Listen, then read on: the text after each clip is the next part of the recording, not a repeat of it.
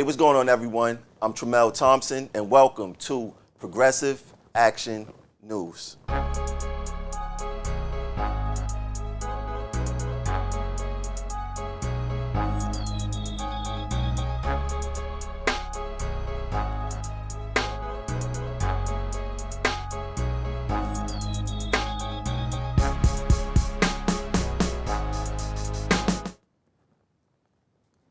New York City's vaccine mandate for athletes and performers was dropped this Thursday. The city's mandate for workers will still apply to people with other types of jobs, including municipal employees. The city suspended numerous public employees for refusing to get vaccinated, including public servants like firefighters and teachers. Let's listen to what Mayor Eric Adams had to say. It's a boost to $11 million into our economic impact for New York City during the playoff seasons. These are real dollars, and they play a major role.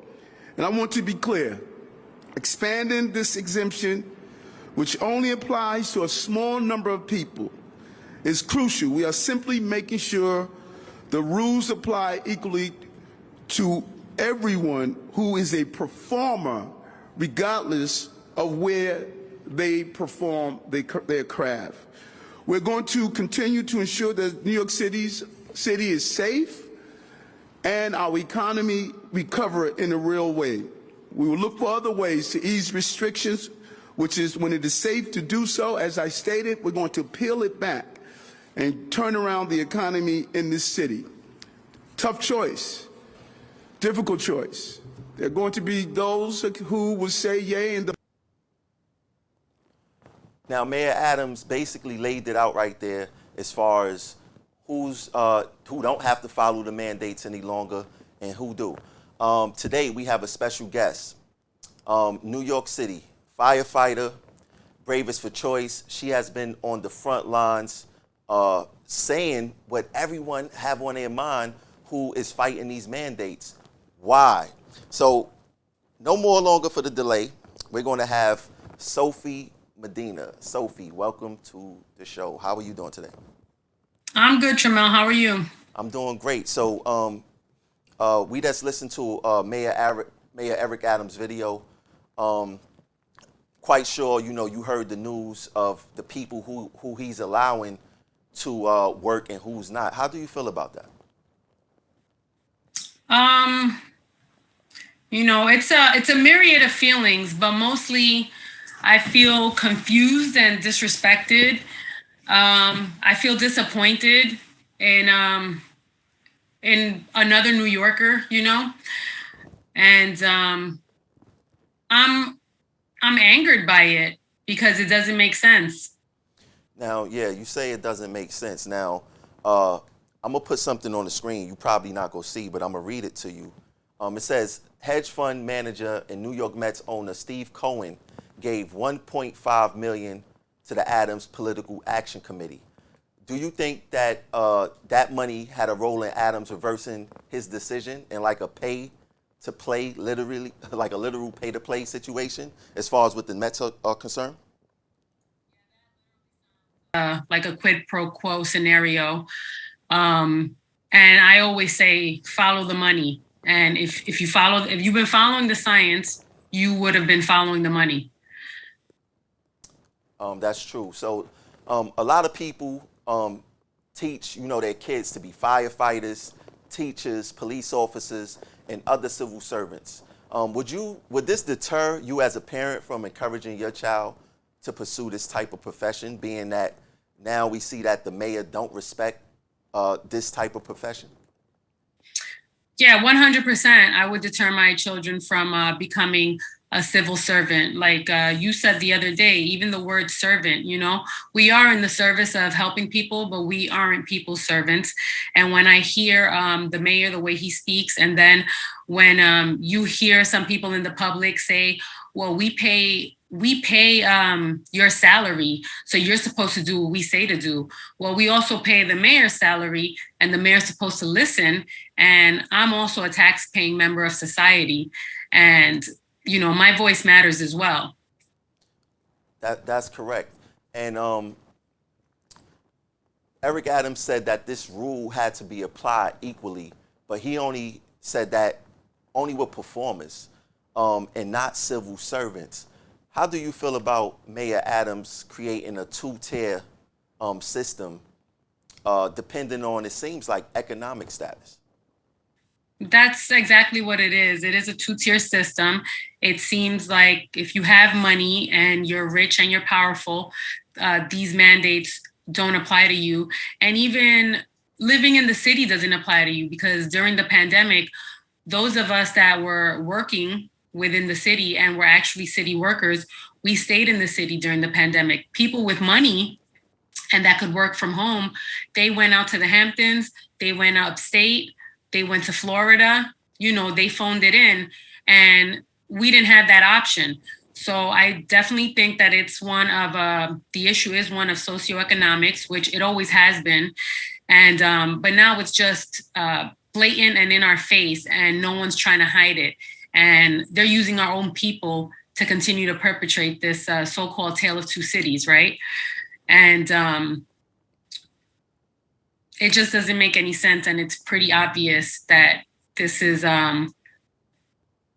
something that we can clearly see that has to do with money and favoring the elites as opposed to the working class.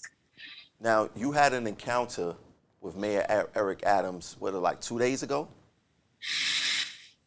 Yeah, it's all a blur, but yeah.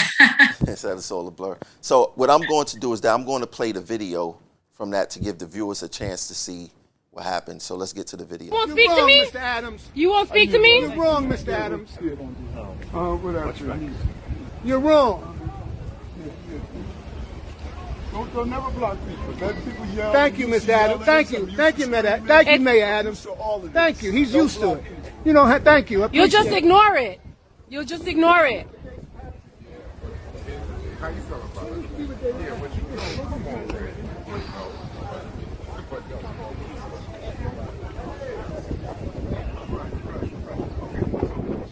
You have my information for me. Joe has your information too, and you haven't responded to her text messages. Why don't you speak to the city workers that want to speak to you? You're going to ignore the city workers that worked throughout the pandemic? I'm only raising my voice because I'm outside. So speak to me. I don't get intimidated. So speak to me. You had your chance to talk. You decided to yell. You never spoke to me when you were out here. Now, in that video, Mayor Adams said you had your chance to speak and you chose to yell. Could you explain what really happened?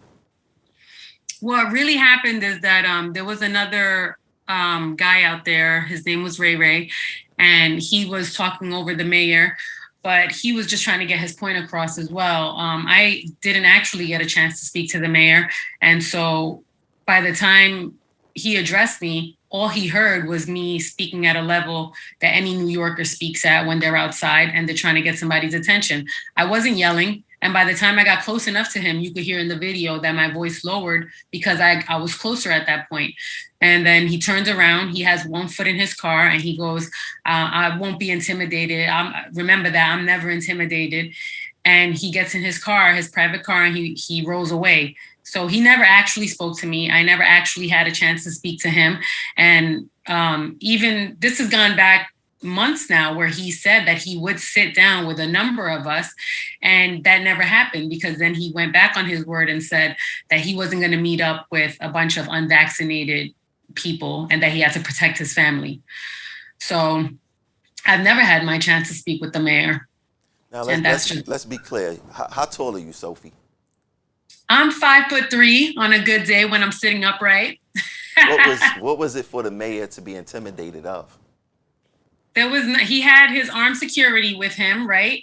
It was me and one other member of Bravest for Choice and one other citizen that was calling him out on stuff that wasn't part of our organization. And it's uncomfortable for me. It's uncomfortable for me to confront somebody in his position. I don't want to be there.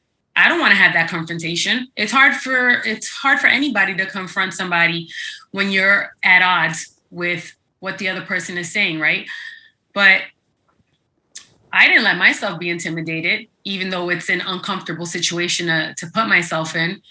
But I was there. I don't see how he could have been intimidated or why he would say that as if I were, doing anything to intimidate him when all I would want is a conversation. Now, we've seen Mayor Eric Adams play basketball. We've seen him jump rope. We've seen him slide down fire department poles. We've seen him announce that he's on TikTok. How do you feel about that? Aren't there more important things to do? That's what it seems like to me. There's more important things to do than be a showman. And I just can't understand.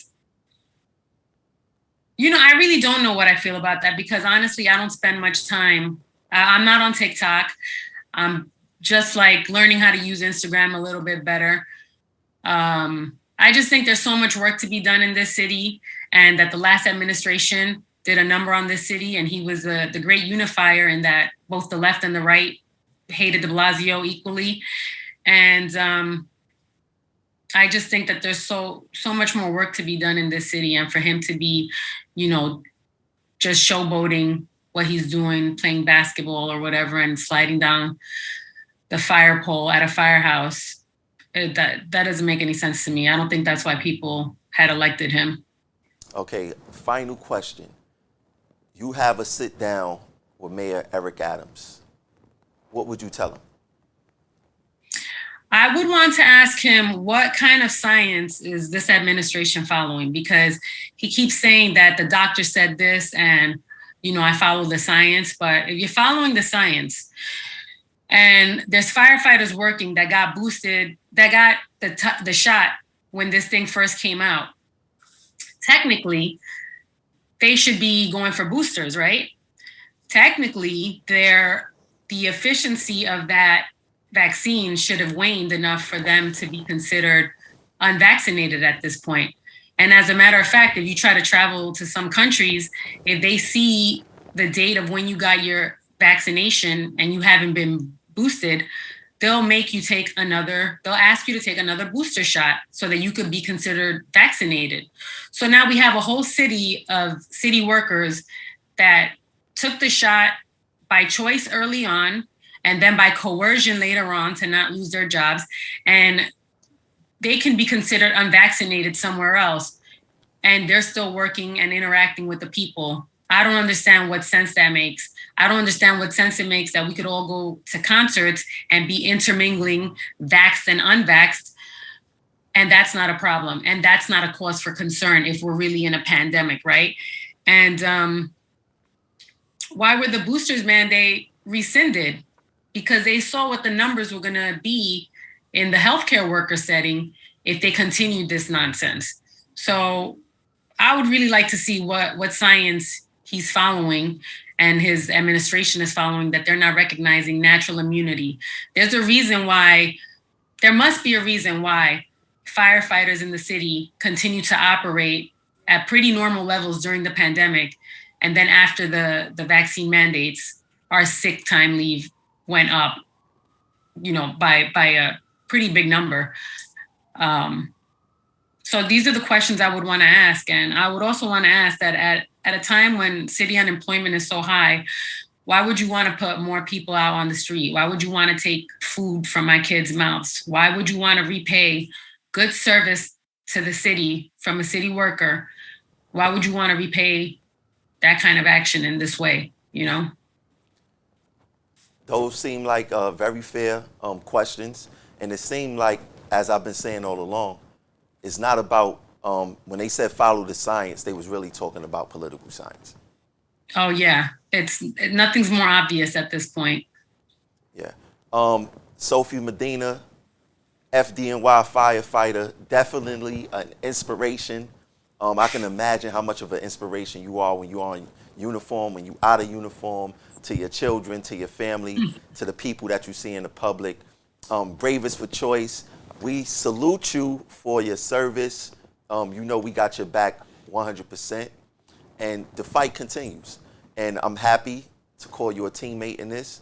And we're going to win this war eventually.